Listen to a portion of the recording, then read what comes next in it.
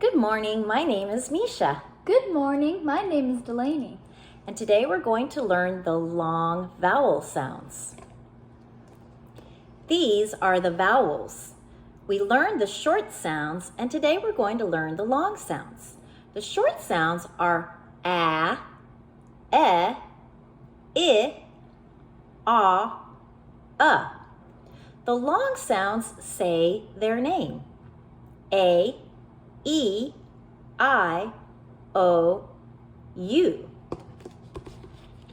So A sounds like A, as in Acorn. oops.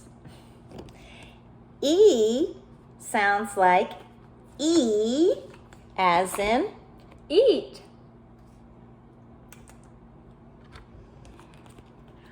I sounds like I, as in Ice.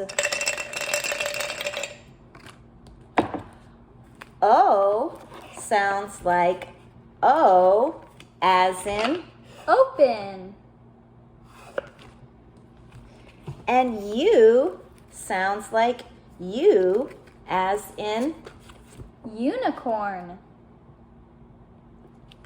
So the vowels have two sounds, a, e, I, and A, E, I, O, U.